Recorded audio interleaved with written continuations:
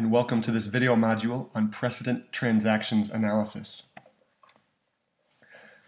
Precedent transaction analysis is also called M&A comps. It's a market-based valuation based on prices paid for similar companies in historical acquisitions, very similar to the way appraisers value houses. As in comparable companies analysis, the most challenging part of the analysis is choosing the collection of comparables.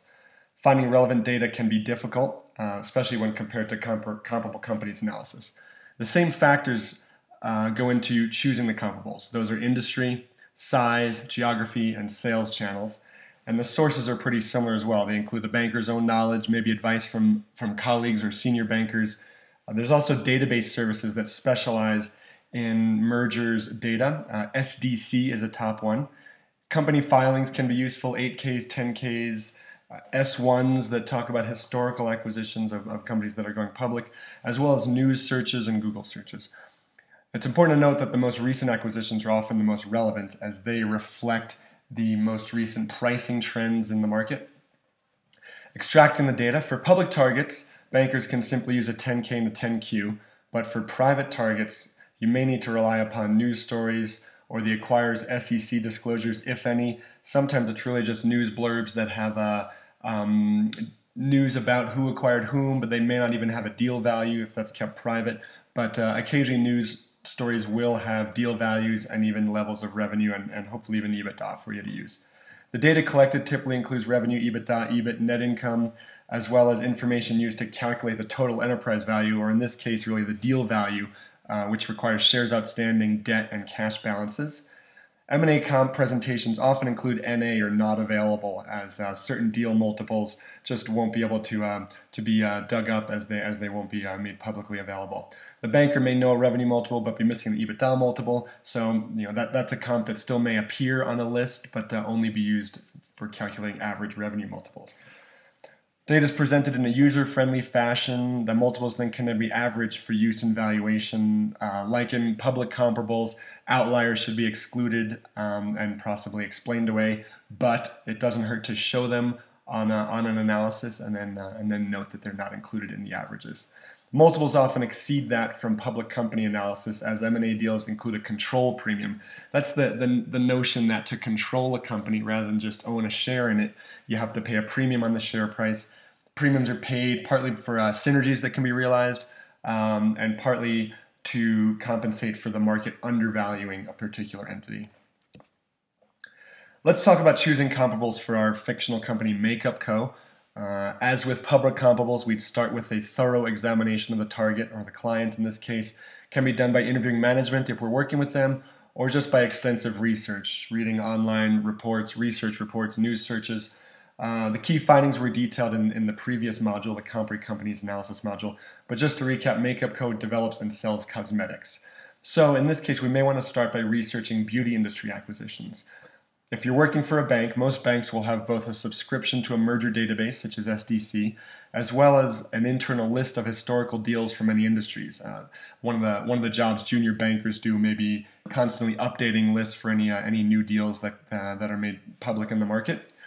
A Google search for cosmetics company acquired billion is one that I did as an example, and that gave us a good start with stories popping up about Coty's acquisition of OPI, Estee Lauder's purchase of Smashbox, and Shiseido's buyout of Bare Essentials. I just try to be creative when I think of Google searches, try to think of phrases that are likely to come up. Therefore, I put in the industry, I put in acquired, or sometimes acquires or acquisition, and then million or billion, just because that gives you a sense that a particular article is talking about values that'll be useful when using data in comparables. Data is easy to retrieve as an example in the Bare Essentials deal, because Bare Essentials was public. So all we needed to do was go to Bare Essentials' most recent 10K, it didn't have a 10Q, and just pull out the financials. In the OPI Coty deal, it's a lot more tricky. OPI was a private company, but luckily a Bloomberg news story provided revenue and EBITDA multiples. These are fine to use as long as the source is footnoted. Again, you maybe can't 100% trust what you see in a story, but if you could tell one of your banking colleagues or tell your client, hey, I got that from a Bloomberg article and here's the article, we could then trace it and make sure that the information can be verified. I've copied in a table here from Excel, and this is in your course's Excel materials, but it shows how data is typically presented in M&A comps analysis. It shows recent deals, starting with the most recent and going back in time a couple years in the cosmetics and the wider beauty space. It's important to note that non-public targets often have some missing data points. As I mentioned before, these NAs that I'm highlighting here just mean that really data wasn't, it's not applicable, as this in this particular example, OPI was a privately held company, so it doesn't have a share price or shares outstanding, but we were able to pull up a TEV and some multiples. It's also worth noting that the average EBIT multiple in this case should be discarded. As you'll note, it actually came out below EBITDA, but that's only because we didn't have enough EBIT data to get a proper average. You can see on the individual companies, EBITDA then goes up to EBIT, EBITDA up to EBIT, but when we do the average, it's down. So I'm going to recommend that we just use revenue and EBITDA here. But let's just look through some of the line items. What I put in, I have a target and acquirer, brief description, just so you could appear smart on the industry to whoever you're presenting this to. In this case, we have Cody, a fragrance buyer, buying OPI, a nail care specialist. We have the date of the announcement. Again, no share price here. But the enterprise value from that Bloomberg article was about $1 billion, and they did provide revenue and EBITDA data in that article as well. So we're able to get a revenue multiple and EBITDA multiple, which you could see when we look below at the averages, those happen to be right in line with the average. Let's look down at the public ones. So we have Unilever buying Alberto Culver, announced in September 2010. Unilever, obviously one of the largest consumer products companies in the world, buying Alberto Culver, who owns a number of hair care brands. We have a share price, shares outstanding, which leads us to an equity value. Company actually had more cash than debt, so we have a negative net debt, which leads us to an enterprise value that's below the equity value. And likewise, we get some revenue, EBITDA, EBIT, and even net income multiples, as it was a public target. Did similar analysis for the rest of the companies here. I'd say you want to try to make sure you have a decent number that gives you a kind of a solid average. And we can see here, we do have one on the high side in terms of revenue 5 times, one on the low side, but the rest are pretty well clustered in this 2 to 3 plus range, which I was confident enough to say that we have a decent average of the market multiples. Likewise for EBITDA, a little tougher to get the info, but we did come up with 5. If you have the time and you can put in more comparables, great, but 5 is certainly a good place to start. The analysis showed us that we did have an approximate range of values for Makeup Co. As I said, I used the revenue and EBITDA multiples, and just feel like I provided a decent enough explanation to say why we're not using EBIT. And I cited sources.